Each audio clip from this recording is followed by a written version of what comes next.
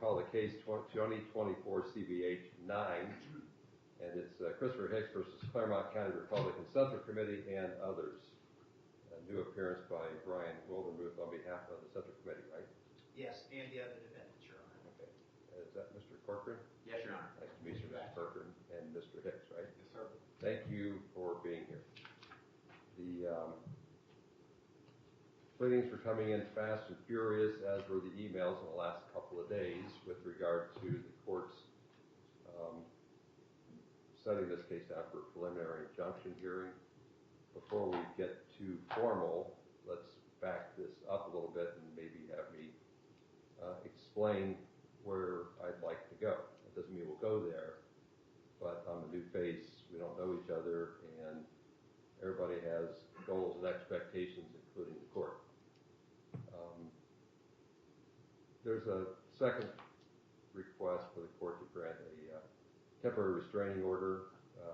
So, Mr. Hicks, let me tell you, I will not revisit that. I appreciate the extra briefing. You've been doing a good job of making things readable and following the rules for pleadings, but generally that's done on a review of the pleadings only at the earliest stage of the case.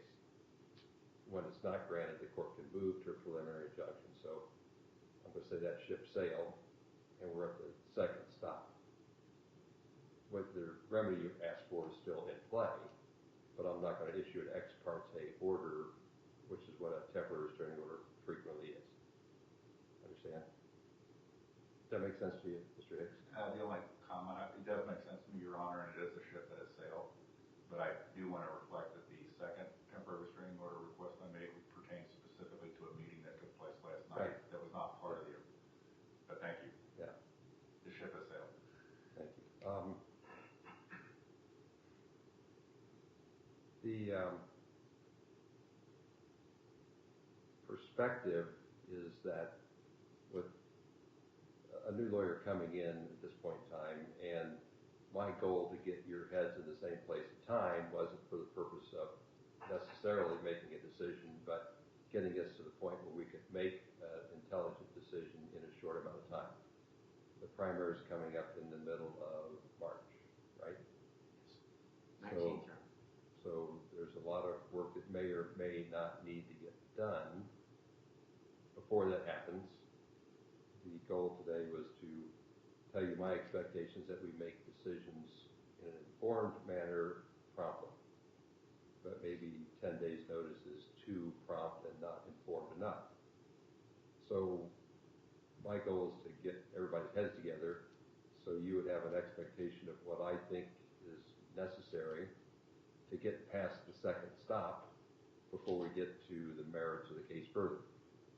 That doesn't mean, Mr. Corcoran, that I gave up the right to do what I feel is appropriate and lawful.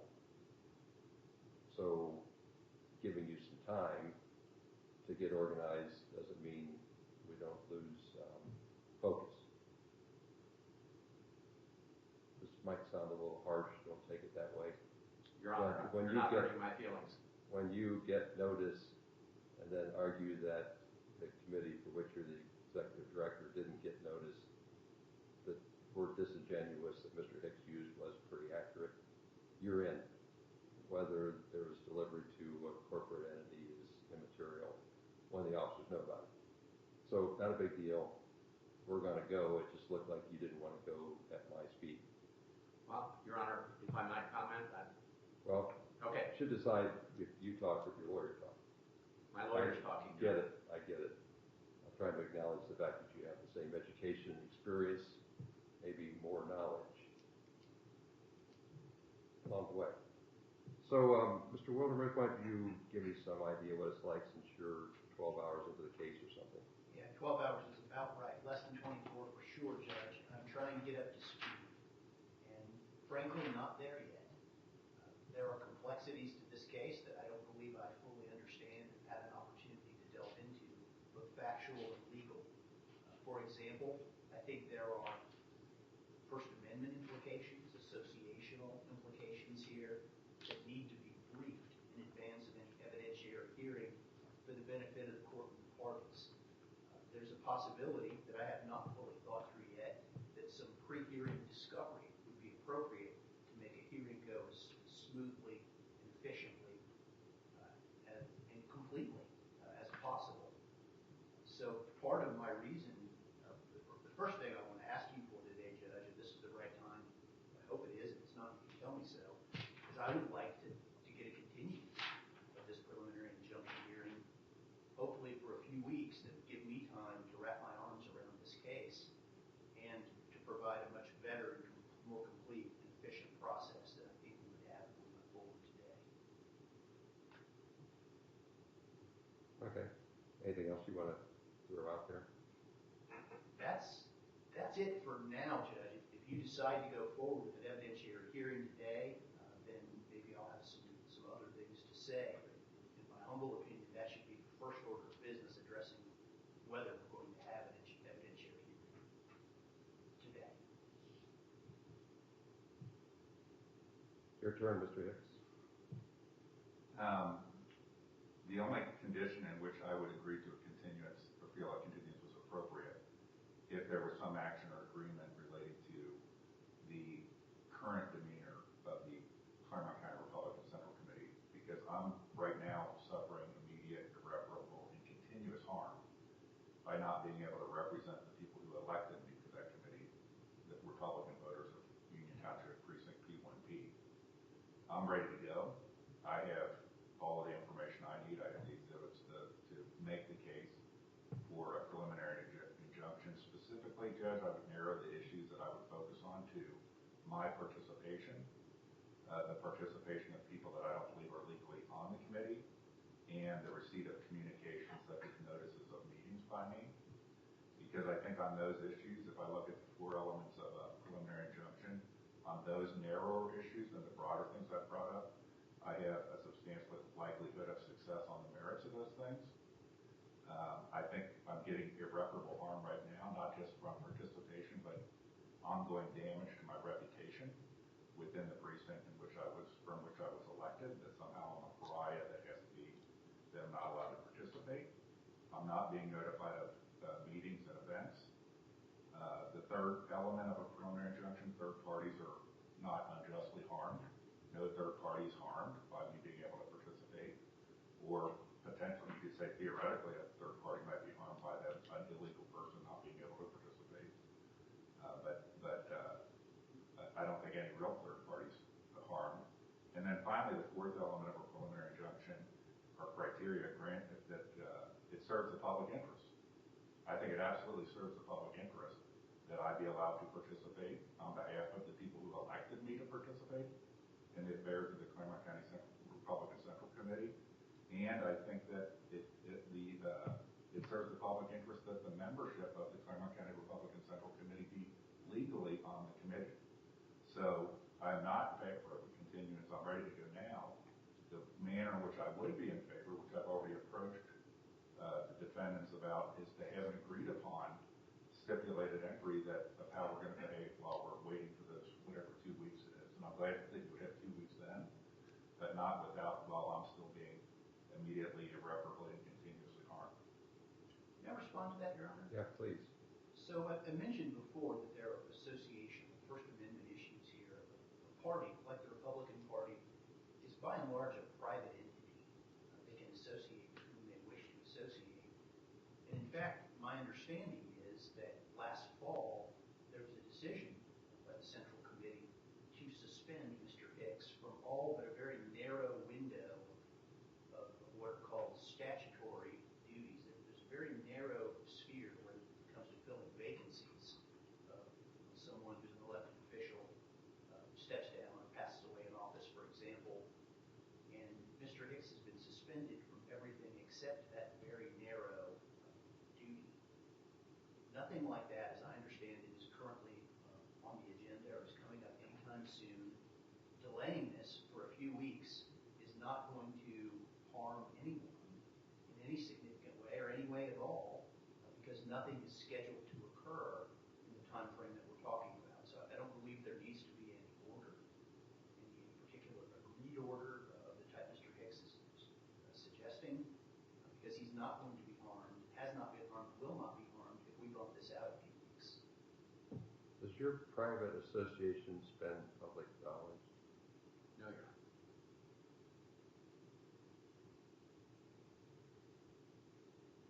I don't know the business of the Clermont County Republican Central Committee relative to the primaries. You could say that that's a target date that has urgency, or you could say, in my county, it has no urgency because our party doesn't engage in political activity on the primary stage. They let the winner earn the endorsement. So it's different here. But is there any need for urgency relative to the primary date, or is all the work done? So you want to speak to that, Mr. Hicks? First, I want to just comment on something he said. First, the Republican Party is not a party to this case. So I think I said, maybe I misstated, but so I just want to clarify, because I don't want to, if we want to have the hearing, I'm glad to have the hearing. I'm ready. But the point I want to bring up is the Clermont County Republican Central Committee is purely an instrument of statute. It only exists because of statute. The membership on it is defined by statute. Members are put onto it based on an election to an elected office of committeeman that's administered by the government. It's the role of the Clermont County Central Committee is to represent and administer the functions of politics on behalf of Republican voters. It is not a voluntary association. You can't just, there is a, for example, the Clermont County Republican Party has a Young Republicans Club. In that case, anybody could come in and be a member. But a central committee only exists because of Ohio statute. And so I think there's important issues when we talk about the harm in the height of the political season. Let's put aside. How about we go back and focus on whether there's urgency vis-a-vis the primary date? I think there's urgency because of the primary date is the core thing that happens in the way the Clermont County Republican Party operates, just so you understand. Because I understand that you see the nuance between, is it a party that stays out of the primary and then supports the people who win the primary, or is it a party that is heavily involved in the primary? In Clermont County, the party is heavily involved in the primary. And so during that course of time, I am a elected precinct committeeman, and my reputation is being irreparably harmed during the height of the political season. If we were getting into an actual hearing, I could point to a pattern of about half a dozen such events to try to bring irreparable harm onto me, to basically silence me. But I do want to come back when you mentioned First Amendment. So I think there's an urgency because of the primary. I think there's an urgency every day. I think of some of the case law and other matters where it's every day that, for example, I was kept out of a public meeting, for example, if that were something we were discussing here, would be irreparable harm. Every day this is going on, that I am being basically prohibited from representing the people who elected me, with no statutory basis for that prohibition whatsoever in a purely statutory body. The urgency is immense. And whereas they say there's no harm, theoretically they're saying there's no harm to me by waiting 2 more weeks. Well, because nothing's going to happen. But I can flip that around and say, then what's the harm to them? If they agree that I'm allowed to participate and that illegal members aren't allowed to participate until such time as this is resolved, or we get at least to the preliminary injunction standpoint of this, if nothing's going to happen, how does that harm anybody? Your turn, Mr. Waterman. Yeah, thank you. So you asked about the primary. I think that's the focus of your question is before me now. It's a clock ticking in the back of my mind. Yeah, as I understand it, and I can be corrected if I'm wrong about this, endorsements have already happened by the Central Committee. That is over and done with. So there's nothing else to be accomplished between now and March 19th. Anything to add to that? Well, we don't even have another meeting till February 15th, Your Honor. That's the next regularly scheduled meeting. But there is no endorsements that are going on. Having said that, did you fix last night the endorsement problem for voting on other Yes. history? Thank you. Sorry for the interruption. sorry. So what I was saying, there's nothing, as far as what Mr. Hicks has asserted, there's absolutely nothing going on by the party as an organization or in any other way until February 15th when we have a regular business meeting of the party. We are active in the primary races in that we work the polls on primary day, handing out slate cards. There will be some additional effort between, as it gets closer to the primary, we'll become more and more active. And I say we, I mean the individual precinct people will become more and more active as the primary closes in.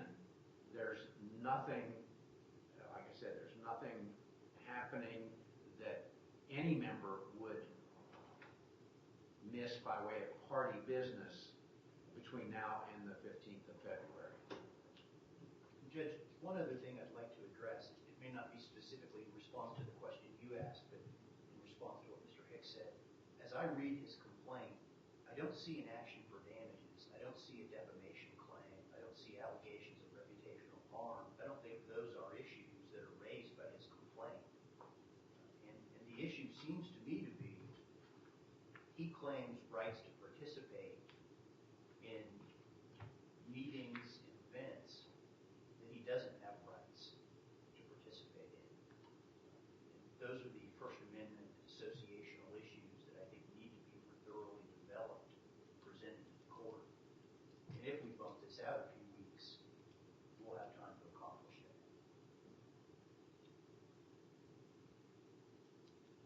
I don't tend to want to have answers when I walk into a courtroom, but I often tend to have options in my brain. So I'm just going to put options that are floating in my brain in front of you so you know some of the concerns that got me here and you here. If Mr. Hicks is right, then what remedy should the court impose? Well, I don't know because we're not through evidence, but one could be restraints on expenditures. One could be restraints on abilities to make further decisions, no more meetings.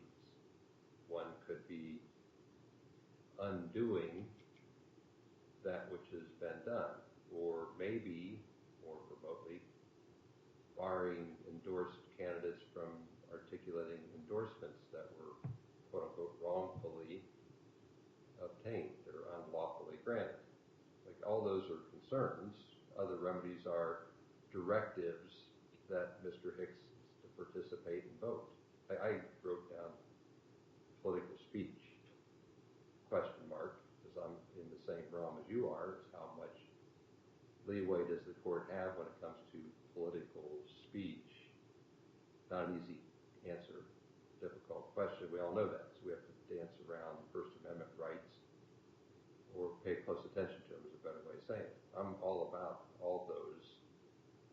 If Mr. Hicks can prevail at a preliminary injunction, those issues would be like matters for me to cast upon the parties. Maybe there's a way to fashion some of your negotiations around that so that there's no further harm and I could give you some breathing room, because I could take testimony today, give you a preliminary injunction for a while, doing the best I have with what little is available. Everybody likes to be thorough. Mr. Hicks, I don't know anything about you, but I'm sure you want this done right. I don't like to do knee-jerk decisions in incremental manners, but sometimes we have to. So I'm capable of doing any or all of what I just talked about, or none. So I don't know how far we should go, but his concerns are at least worthy of a preliminary injunction or discussion so you can answer some of his questions in the realm of what I'm thinking.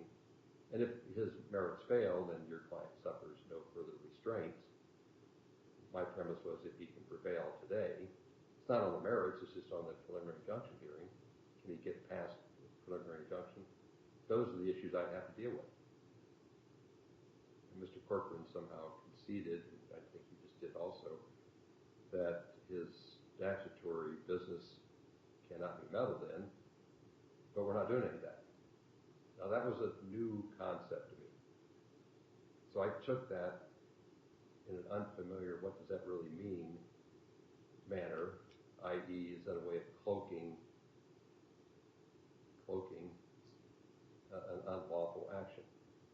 I'm not making a value judgment, but it piqued my interest when you conceded that he's barred from participating in some realms, but not others, and I didn't have enough in the file to know the difference.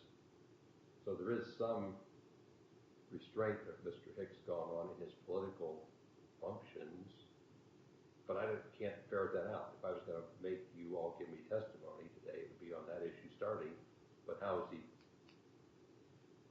pardon the slang, how can he be partially pregnant? You're either in or you're out, unless there's some way to be like both. And I'm not familiar with that. Maybe I just haven't come across this nuance or this circumstance where there's alter ego entities, statutory entity, and then an alter ego private in the shadows or in the daylight. So I'm going to give you some time to talk about those issues. I'm going to go off the record. As much as I'd like to guide the discussions, I don't think I should. But if you can jot down some sort of explanation and deal with his concerns, we should probably come back. And I'm likely to do a continuance. It may not be what everybody wants, but I'm also going to use the court's authority under Evidence Rule 614 to tell you what I want. I can call witnesses, so I'm going to tell you what's meaningful to me so we don't go down a big, huge rabbit hole trail at the next hearing. So we're accomplishing what I wanted to accomplish today, get everybody here getting to pay attention, and then eventually deal with my concerns and tell you what I want. The question is whether that's enough or you want to tweak it to get you where you want to go at the end of the day. Go ahead. Judge, just a little clarity. When we go off the record in a bit, as I think you mentioned we're going to do, what is it that you want us to think about while we're off and discuss? Thank you. Fair enough. What you do between now and the next hearing, vis-a-vis Mr. Hicks' grievances. I'm not even saying they have merits, but why would he not want to proceed today when he's got nothing to lose? It could be that, strike that, because now I'm starting to tell you where I want to go. So, he thinks he has immediate injury that I should fix. I articulated possible fixes, right? Put him back in, give him all notices, don't have an alter ego type mentality here, if there is one, or restraint of the Central Committee on expenditures, on endorsements, undoing endorsements, declaring prior actions unlawful. Those are all like ideas running through my brain. So you have to deal with his concerns in the realm of what I think is meaningful. And then when we get past today, we get to go to the merits. Welcome to the show. It's always this way. Mr. Hicks, you're not a lawyer, but that side of the room understands. All we're doing today is trying to push the boat into the water, set a course, and then eventually we hope we can get to the destination in a prompt manner. Preliminary injunctions are your chance to have a prompt decision to give you some relief. And I've had cases where preliminary injunctions are granted and the parties lose on the merits. So giving you a chance to negotiate right now is helpful. Not a predisposition. I think your case has got any merit at all. But at least there's enough for me to read and go, yeah, this looks like this needs to be dealt with. This isn't meritless. Based on the pleadings alone, which isn't necessarily reality. Does that help you, Mr. Waterman?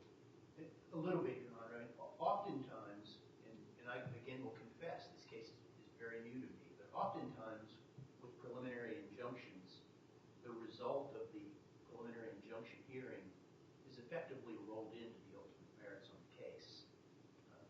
And you don't really get past or go beyond a preliminary injunction hearing. And that would be a concern I would have here, that in effect, a preliminary injunction hearing is going to be case determinative. So I think if that's true here, as it often is, then it makes sense to me that we have a chance to get in all the appropriate witnesses, to have exhibits prepared, to have the issues briefed, so that the court can make the right and correct decisions on such things as what power does the court even have to get into this realm and to, without intruding on First Amendment interests, for example. And I'm frankly just not prepared to tell you what the law is because I haven't had a chance to wrap my arms around that yet. I guess maybe I'm being repetitive at this point, Judge, but I think we can be much more complete and efficient and effective if we have a few extra weeks. And in that interim, nothing is happening with the Central Committee. There is no harm that will befall Mr. Hicks in the interim. So I guess I'm really not sure what to negotiate while we're off the record. So your experience is different than mine, where preliminary hearings in my world are not outcome determined.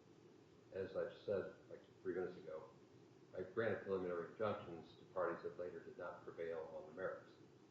All it did was direct the flow, if you will, of the trial process.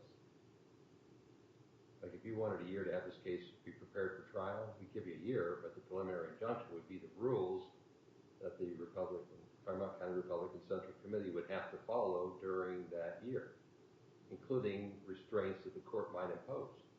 Yeah, we can revisit preliminary injunctions, but if I found that there was solid evidence at the preliminary injunction hearing that the party acted unlawfully, and I took every remedy out that I could possibly do it, handcuffing the Clermont County Republican Central Committee, that would be the handcuff while the case is pending. And then if the case fails at the merit stage, all that handcuff goes away, and we apologize. No, we don't. We say that's what it looked like up front. It didn't end up that way, and the process worked. Like, we shouldn't talk about affecting the outcome of political events, when in fact courts often do. Bush versus Gore sound familiar? It does. Like it picked the President of the United States. So yeah, the courts get into this. I'm not interested in trying to decide who gets the most votes in the Clermont County Republican primary. But could this case have an impact on that? If I would bar any organizational efforts on poll workers and slate cards, and expenditure of monies in future meetings, and actions by any member of the Clermont County Republican Central Committee and its officers, effectively I just did that, which isn't the goal, but it might be a necessary outcome. So his desire is, I think, just to recap his pleading, or his argument was to have full participation rights, whatever that means, and you can sort out your other needs, Mr. Hicks, that they may not agree to.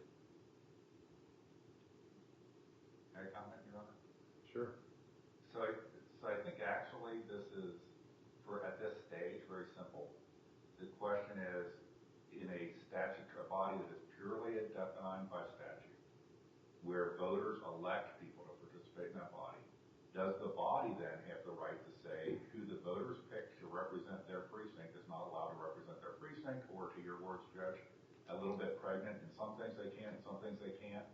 Or do the voters in the statutorily defined body get to have that? I think the second point related to the illegal membership is, do voters in precinct have the rights to be represented by somebody who lives in their precinct and meets the qualifications of office for the office? Those are the two simplest things. You've gone to things about, spending and so on and so forth. I've been trying to be very accommodating and very simple, is that those are the two things that I think are, frankly, the most important, not just for here, but wherever this goes down the road, is to sort that out. And I think in the interim, it's prudent to say that in a statutory body where you have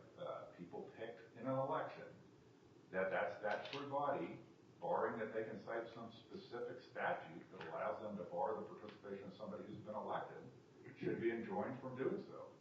Similarly, I think when there are specific statutes in the Constitution relating to needing to meet the qualifications of an elector to serve in a office that we can go pull, if we were doing the case today, we can go all kinds of exhibits, petitions, what they say, that when those are there, that if you violate those and you have people in that office that didn't meet the qualifications of the election, that's improper. And I actually think those two things are what should be part of a preliminary injunction. I'd be glad to all that.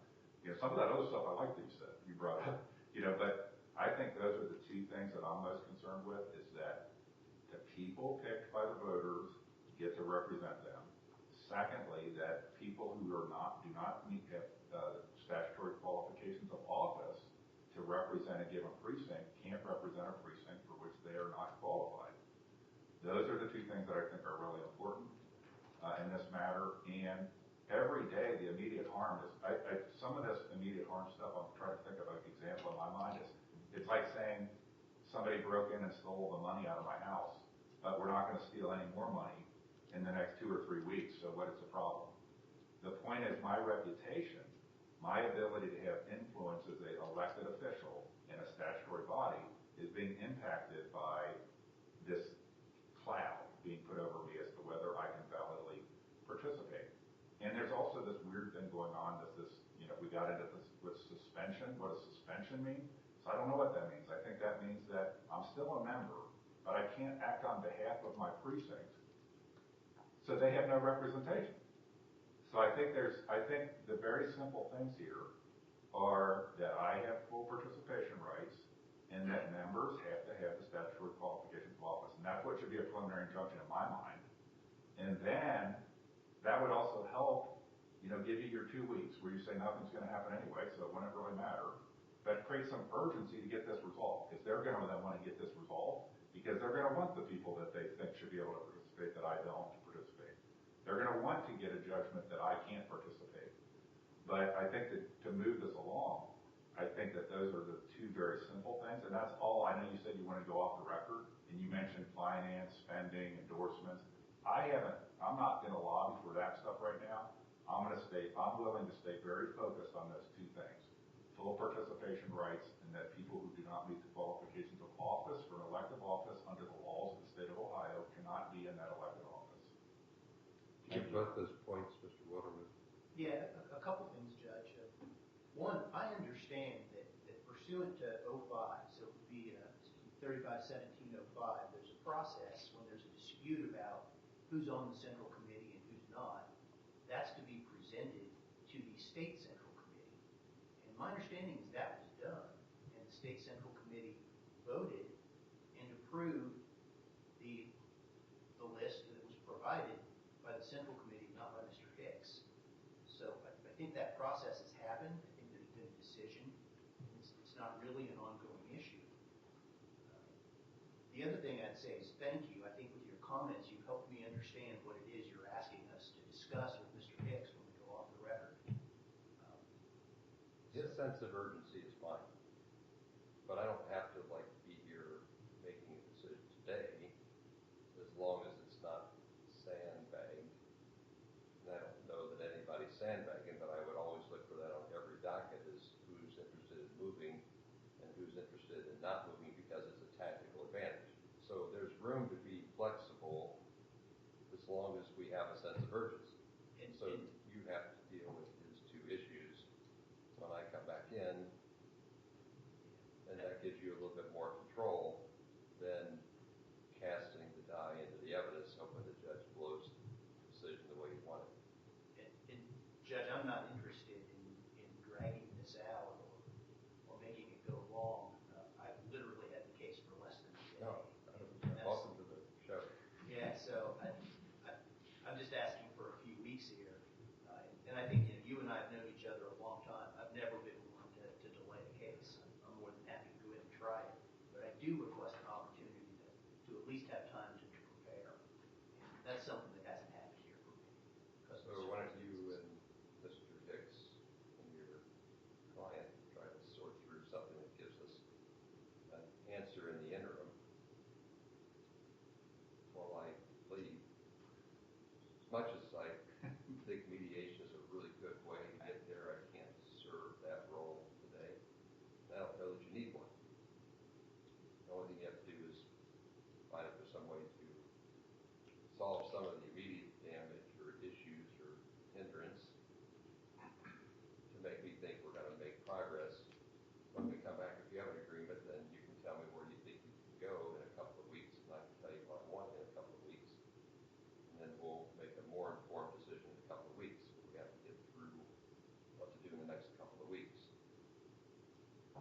in fairness to everybody that's here, my wife's right when she says I'm cryptic. Because I'm not supposed to tell you exactly what I want. So I try to go about it 4 different directions, hoping that some direction makes sense to me. So if it's still too cryptic, you can ask me for more clarification later. I'm still fighting myself on how to not tell people what to do too soon. 25 years later. Let's go off the record and I'll run out of here. We will. All rise. This court is now in recess till further notice. Let me know what you need. Or is there any discussion going? There was, Judge, but we're at an impasse. Are we on the record yet? We are on the record. Okay, so What I proposed, what our side had proposed, is that pardon me for standing, it's just easier. I can do the same. Yeah, no, just relax. Just do whatever's comfortable. Okay, well, heck, I'll stand there. I've been sitting all the way here today. So in any event, what we proposed, Your Honor, was that there won't be any meetings, none are scheduled until February 15th, and we won't schedule any. We have an agreement not to hold any meetings, so there won't be any votes by anyone. And we proposed some dates to come back for a hearing, specifically the afternoon of February 12th, February 13th, or February 14th. And I discussed that with Mr. Hicks, but that's not acceptable to him. So that's kind of where we reached an impasse. Can I represent? Yeah, that's your, I was going to ask you what, go ahead. Sorry. Tell me what you want to say. I want to represent what my response was versus Yeah. him representing it. So we only talked for a few minutes, and my view would be that I have no problem with the hearing on the 12th or 13th or whatever day you said, subject to some specific conflict. But that in the interim, there be an injunction that if there were to be any meeting or there were to be any activity, I would have to be included, and only legal members could be included. So so that was rejected, and I don't really understand why, because if there isn't going to be any meeting, what does it make any difference? But in the event that there would need to be a meeting, like a candidate for office died, where there would be a situation where there's a reason there has to be a meeting imminently, I think it would be better to have a preliminary injunction that would allow that to take place without creating any need for more judicial process in that. Now, to the degree that I think I've tried to be very accommodating and very reasonable, and I think it's what in the business world I was in, they call it sleeves out of the vest, kind of when we're going in circles on something that it's baby in the bathwater type situation, is if you guys have rejected what I think is very reasonable, then I would go back to, okay, well then I think the endorsements, particularly, and I'm going to expand my scope just a little bit here, Judge, particularly the one endorsement in which my one vote would have changed that endorsement, then I'm going to go back that there should be an injunction to require a meeting on at least that endorsement where I can participate and only legal members can participate. I've tried to be very reasonable, and I wasn't even hardly talked to during the whole time we were out, other than for you to spend a minute telling me this is your final offer. And basically that final offer is nothing until we have another hearing. It's basically a continuance. It's your final offer. So I would request then a preliminary injunction, either along the lines of what I said, that's very reasonable, that should there be a meeting, I have to be considered a member, and only legal members can participate between now and whenever the continued hearing is. I actually would at this point say that one endorsement, just that one, and I'm also being very accommodating on this, I could raise other ones, the one endorsement where my vote would have changed the outcome of the endorsement, that there should have to be a meeting on that endorsement in which I can participate. So, Mr. Woodward, what's the identity of the private association, your words? The private association, the private entity, Whatever the Republican Party Central Committee is a private entity by and large, Your Honor. It has one very narrow public function to fill vacancies, but most of its conduct is private. That's what I was referring to. So you're saying that that's the private association is acting? It's a private entity, correct. You're the Similar one, to a church, Judge. well, you introduced a private association. So you're saying that's the identity of private association? Associational rights is what I said. Yeah, So so there's they're freedom not- of association under the First Amendment. And they're not a party? The Central Committee, it is. He named them. No. So That's how I read it. Clermont County Republican Central Committee Correct. is a party, Yes. and you're saying that's the private association?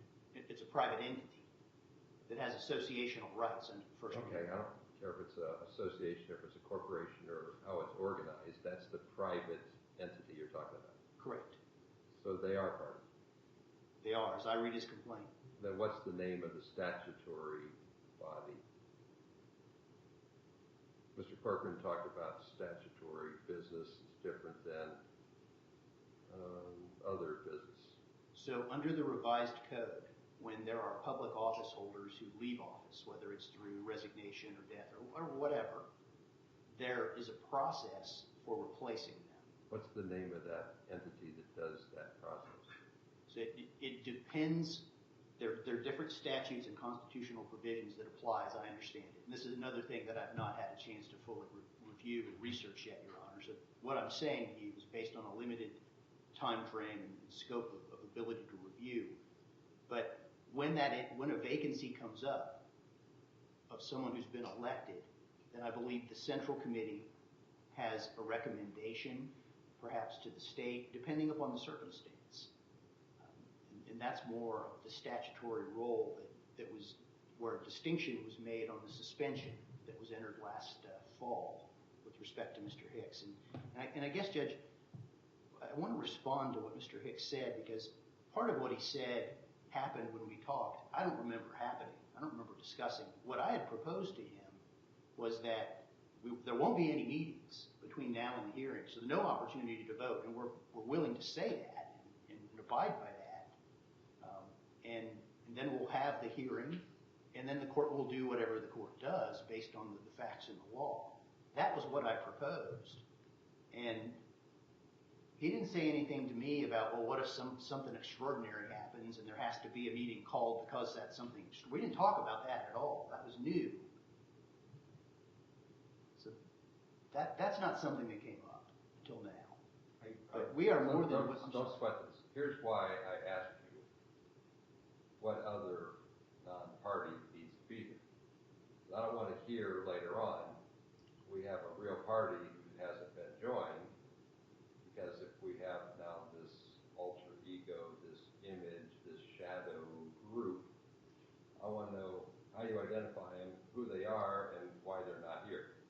So when you talk about the statutory duties and roles, and then flip into some sort of vagary, I'm not being too judgmental, but it's some sort of vague, informal shadow group. That's what I'm hearing, not what you're saying. That I want to know if there's a second entity so we can get them here and have jurisdiction over some other party. Because later on, I'm not going to be interested in hearing failure to join a necessary party. That's all I'm doing. So if you find in the next days that there's some other entity acting out there, A, you should figure out if you represent them, and B, I want to know so we can have some sort of amended pleading or consent to them being a party subject to the court's jurisdiction, because we don't want to solve a problem and then find out we're solving it for somebody who's not bound by the agreement, aka disingenuous. That was the concern I had going in, is who's acting under what authority. Welcome to the party. I've had no time to do research except think and read the pleadings, so I'm like 12 hours ahead of you. You're not at a disadvantage that time can't fix. So when you get time in the saddle, some of this will make sense to you. You know, Mr. Hicks' concern that, okay, you agree that the named party won't have meetings, but the alter ego shadow group is what he's speaking to. He didn't say it that way. That's what I heard. So that's legitimate. I'm not going to compel you to do anything today, Mr. Hicks. I'm not going to compel the defendants to do anything today. I'm going to tell you what I want for the next hearing, and I'm going to ask the staff to come out here and look at everybody's calendars, and we'll figure out when we come back here. But you can present your witnesses in the available time as long as I get what I also want. And I'm going to use Evidence Rule 614 as the authority for me to make you give me what I want, more documents than testimony. Because the Evidence Rule talks about right to call witnesses. Implicit in that is the ability to have documents brought with the witness. So that's where I want to go. I'm not going to tell you I don't want anything about trying your case. I just want what I think I'm going to have.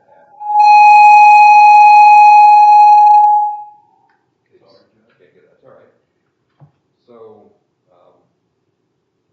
may I make a comment, Ron? about what? About something he said? No, because I'm not going to take any action, and you don't have to argue your case. I get your case. We're here because I'm tracking your logic. You don't have to flog me to get to him. Nothing personal. I sit here a lot and hear people say the same thing. I just wanted to comment on his church statement. Oh, don't sweat it. It's an analogy. I get the fact that he wonders if the court has authority over political bodies. But no government does.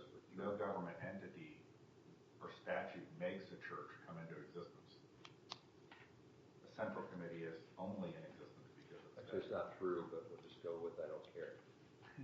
Because there are statutes requiring churches to be organized. In any event, we'll reset in a short amount of time.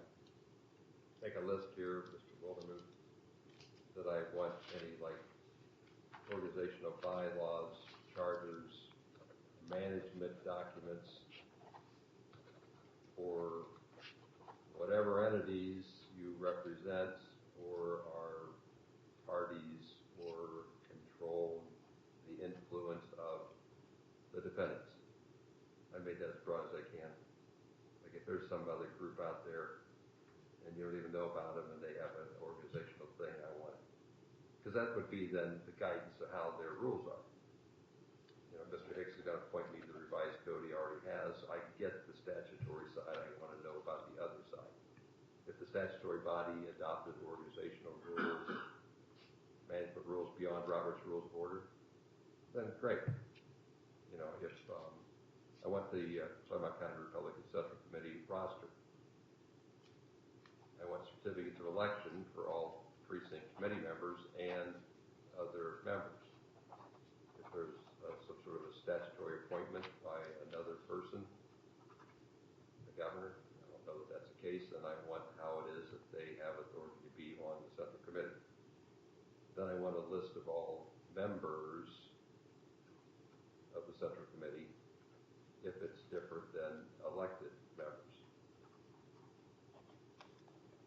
It's not unusual for elected officials to be considered members of the Central Committee, but they're not elected to be precinct committee members. It just depends on whether they threw them on the executive committee or if they threw them into the Central Committee. So sometimes the elected member list is different than the member list.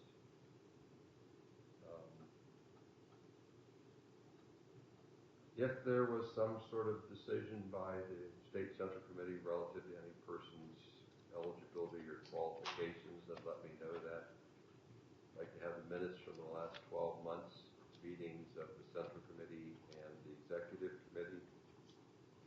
If the Executive Committee has a separate set of organizational rules, charters, bylaws, whatever it is, I want the same information for both those bodies. If none of it exists, that's fine. But I want to know how it is that the Republican Central Committee thinks or acts or under what authority they think they can, outside of what the statutes require. So again, I'm trying to come up with Mr. Wildermuth. Yes, Your Honor. I'm taking notes as you're going. Yeah, and you're doing a good job of trying to keep up. That doesn't prohibit anybody in the room that's a party from giving me other records. But I want those records for sure. Because that would be bare bones of how we get to who gets to participate. Then the minutes are going to tell me who's making motions, who's participating, who's voting, etc. So I can sort of line up how it is we do whatever it is we do in Clermont County. Absent an agreement, there's no orders limiting the defendants, but the preliminary injunction motion still is valid, active, pending.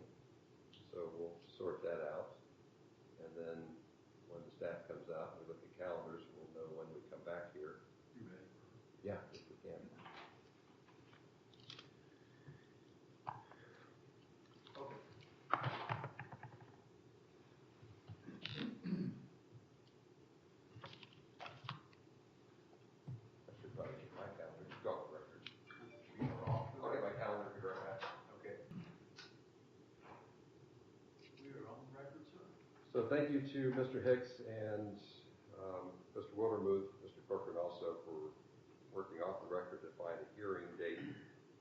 The next hearing will be January 31st, 11. We'll allocate 3 hours, give each side 50% of the time, and we'll announce the courtroom assignment at that time in case it's not this one. But it's a small enough courthouse with lots of good facilities that we'll find a place for us. The court expects the documents to be delivered at that hearing. If you want to file them early, you can do so, or if you want to make a list of those exhibits and send them to each side and meet sooner, you're welcome to.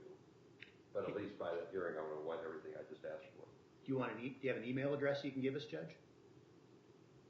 Yes. Judge Jonathan Hyde at Gmail. JONDHA.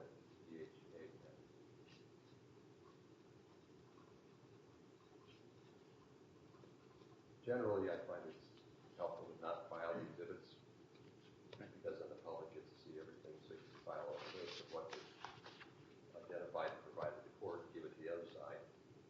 It gets the job done. That makes sense to you, Mr. Hicks? Like if you had exhibits you were going to submit in advance, don't file them with the clerk. And you can, but you don't have to. Because the exhibits aren't normally filed with the clerk, they're just given to the evidentiary body.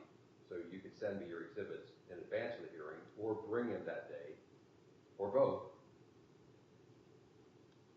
But if I get things sooner, then I'm more studied sooner. Mr. Wildermuth would send me anything, he'd be sending it to you also. You can't have an ex parte communication on substantive matters. But it's like more efficient. We're speaking lawyer now, you know this, but for your benefit, me studying before I get here generally is helpful, as long as everybody knows what I'm doing. Like anything that's been filed, the other side gets to see. He hasn't asked for any briefs. Same thing. It just gives me prep time. So we'll be here on the 31st at 11. The motion for preliminary injunction continues. Anything else for the record, Mr. Hicks? No. Mr. Wildermuth? Yes, Judge. One thing, briefing. Do you want briefing prior to the hearing on the substantive legal issues? I'm inclined to provide it. So I'm not going to order people to do research, but I always invite it, or welcome it, put it that way. So nobody has to file law. But sure, the idea of studying and knowing where you're going ahead of time is always helpful for the fact finder. So I'll be glad to read it, but it's not an order.